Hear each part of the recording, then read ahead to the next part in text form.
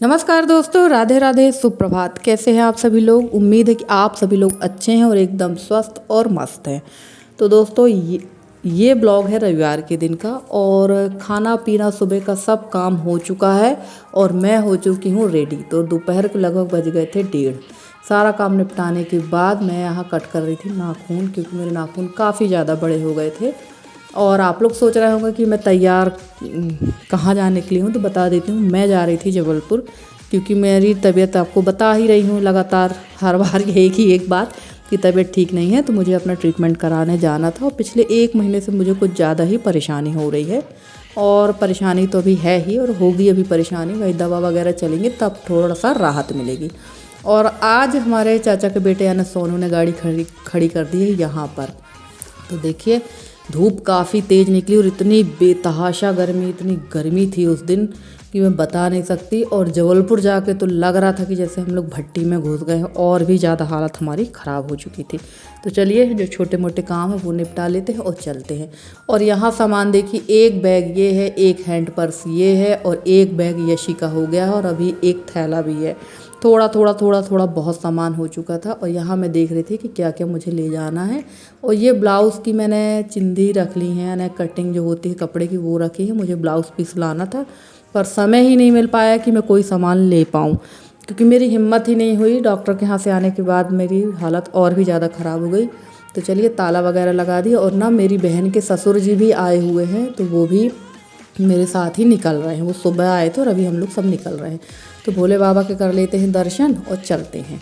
और जैसे कि मैंने कहा कि मैंने मार्केट वगैरह का कोई भी वीडियो शूट नहीं किया था, क्योंकि मैं गई थी डॉक्टर के पास और उसके बाद गए थे एक ज़रूरी काम था। जैसे मुझे कैंची लेकर, मैंने कैंची रखी हुई है। मैंने 2 कैंची तो मैंने पहले ही धार करवा ली थी। एक हमारे यहीं से जो जाते हैं, वो जबलपुर गए थे तो उनसे, और 2 कैंची मैं खुद धार करवा के लाई हूँ।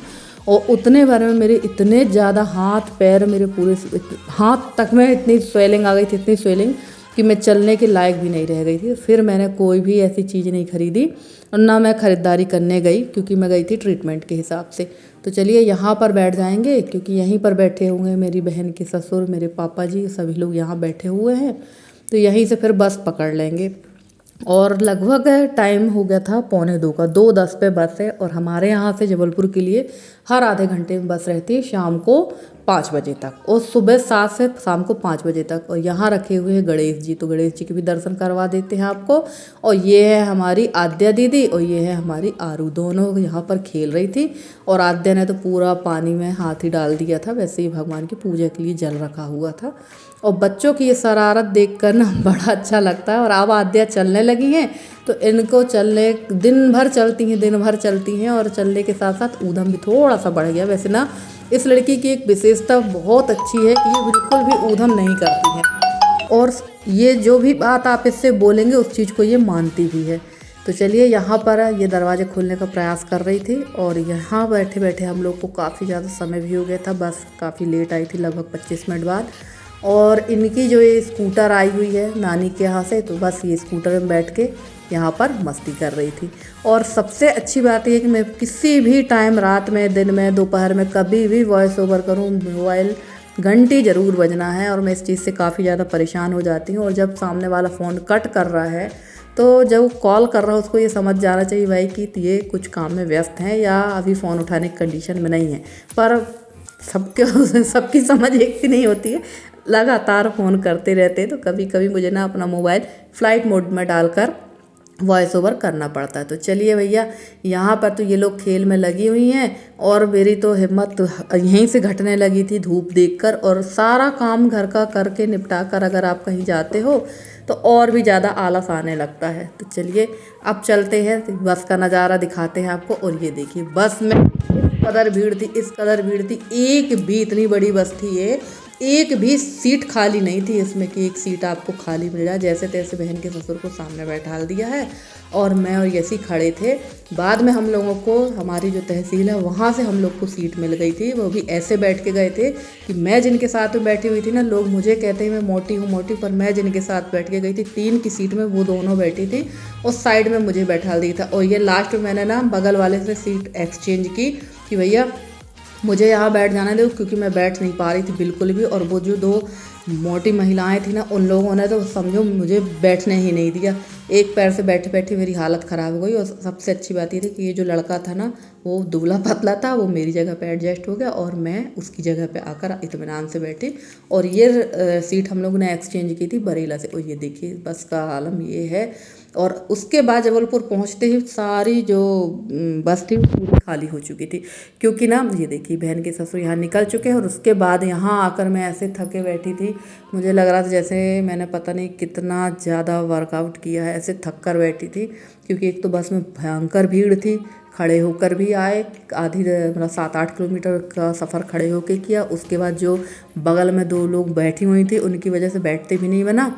और पैरों की कंडीशन और इतनी हालत ख़राब हो गई थी ना कि मेरे पैर जो थे बिल्कुल पत्थर जैसे हो चुके थे। तो चलिए यहाँ पर मेरी बहन कर रही है कॉपी चेक। और जैसे कि मैंने बताया है कि मेरी बहन यूनिवर्सिटी में है और इसको कॉपियाँ मिलती हैं RDVB की और काफ़ी ज़्यादा कॉपियाँ आती हैं। और यहाँ पर काफ़ी हिम्मत करने के बाद, उठने के बाद मैं आ गई थी रसोई में। तो इसको बनाना है गोभी के पकौड़े। और ये क्या बोलते हैं इसको, देखिए मैं बिल्कुल मेरे भूल गई कि इसको क्या बोलते हैं। और ये आ गई थी, तो गोभी यहाँ पर इसने कट की है। इसको बाद इसको धुलेगी। और ये जो इसका मिक्सर है, सॉरी मिक्सचर है, ये गोभी को मिक्सचर जो है वो ये इसने किसी मेले से ख़रीदा। मेले आने जो जबलपुर वगैरह में आते हैं ना। और यहाँ मेरी बहन देख रही थी मेरे पैर की, दिखा तो वही मैं दिखा रही थी कि ये देख इस तरह से सूजन है और बहुत ज़्यादा दर्द है। और खड़े होने में भी काफ़ी दर्द होता है, एकदम मैं बैठ जाती तो भी दर्द होता है। तो मैंने फाइनली डॉक्टर को दिखा लिया है और डॉक्टर ने यही बोला है कि आपको बहुत ज़्यादा अंदर से शीत है और बात है। तो ये लक्षण जो हैं, जो गठाने स्वेलिंग है, थोड़ा सा गठियावाद की भी होती है और शीत की वजह से ही गठियावाद होता है। और शीत तो मुझे है लगभग, आप लोग देख रहे हैं इसी पुराने चैनल पे आपने देखा था जब हम लोग घर में शिफ्ट किए थे, तब से मेरी लगभग तबीयत ख़राब थी। 1 महीने 1.5 महीने वो सर्दी जुकाम रहा आया, उसके बाद अब हो गया। और बारिश में मेरी हालत ज़्यादा ही ख़राब हो जाती है, क्योंकि बारिश के समय में ना तो आप गर्म कपड़े पहन सकते हैं और ना ही आप बगैर पंखा कूलर के रह सकते, क्योंकि इस गर्मी में बहुत ज़्यादा गर्मी महसूस होती है, उमस वाली गर्मी, चिपचिपी गर्मी। उस वजह से पंखा कूलर की हवा भी मुझे नुकसान करती है। थोड़ा ठंडा होता है, थोड़ा गर्म, जिसकी वजह से मुझे ये प्रॉब्लम हो रही है। तो कोई दिक्कत नहीं, मैं आगे आप लोग को बताऊंगी भी कि मैंने कहाँ ट्रीटमेंट कराया। वैसे डॉक्टर ने यही कहा है कि आप 3 महीने रेगुलर दवा लीजिए, 3 महीने बाद आपको फ़र्क पड़ जाएगा। फ़र्क क्या, आप ठीक हो जाएंगे, कोई दिक्कत नहीं है।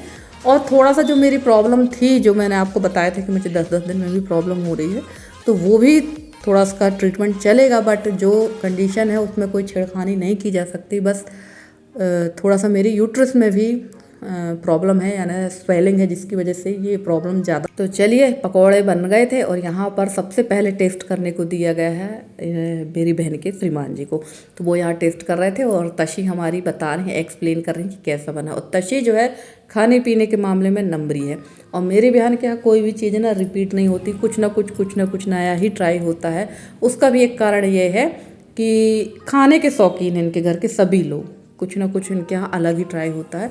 और मेरे यहाँ ये स्थिति नहीं है। मेरे यहाँ तो ये है कि 2 अगर खाएंगे तो 1 के लिए खाना बनेगा।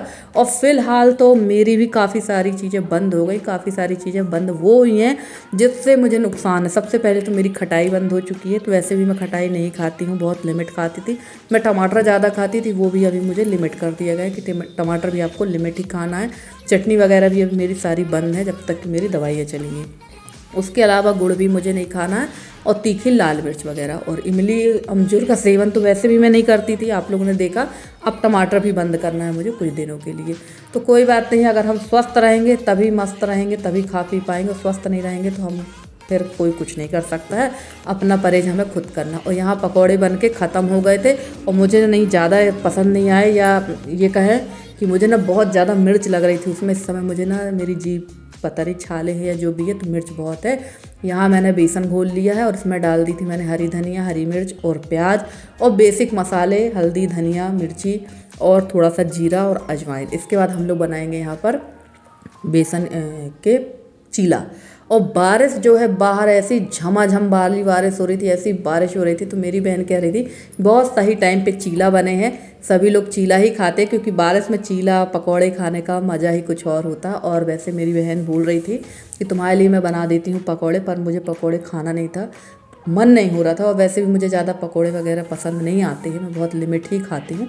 तो बस यहाँ फटाफट से चीला बना लेंगे। और तवा जो है ना, ये बहुत पुराना तवा है इसका, और ये टोटल ख़राब हो चुका है। उसने खुद बताया कि ख़राब हो गया है, सिर्फ बीच में ही डालना, थोड़ी सी ही जगह बच गई है, वही सही है। और जो नया तवा है वो निकाला नहीं था, क्योंकि ये इसमें रोज़ का ही जो इन लोग को बनाना रहता है वो इसी में बना लेते। तो देखिए अब इतना ही बनाएंगे इसमें चीला। तो यहाँ मैं फटाफट से लग गई थी चीला बनाने के लिए। और मैं इसके बाद में यहाँ मैं दिखाती हूँ आपको कि बारिश बहुत ज़्यादा हो रही थी। देखिए थोड़ा ही दिखाया मैंने, बहुत तेज़ी की बारिश थी, समझ में नहीं आ रहा क्योंकि लाइटिंग बहुत कम थी और बिजली बहुत भयंकर चमक रही थी। और फ्रेंड्स, आज का ब्लॉग आप लोग को कैसा लगा ज़रूर बताना कमेंट करके। ब्लॉग अगर पसंद आया तो प्लीज़ वीडियो को लाइक करिएगा। चैनल पे नए हैं तो चैनल को सब्सक्राइब करके अपना प्यारा सहयोग इसमें बनाए रखिए। ये देखिए इस तरह से बिजली चमक रही थी।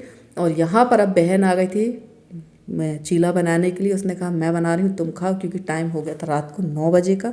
तो कुछ ऐसे स्वागत हुआ मेरा मेरी बहन के घर में। और आज का ब्लॉग कैसा लगा ज़रूर बताना। अगर ब्लॉग पसंद आया है तो वीडियो को लाइक कर दीजिएगा। चैनल पे नए हैं तो चैनल को सब्सक्राइब कर लीजिएगा। मिलते हैं अगले ब्लॉग में, तब तक के लिए bye bye and take care.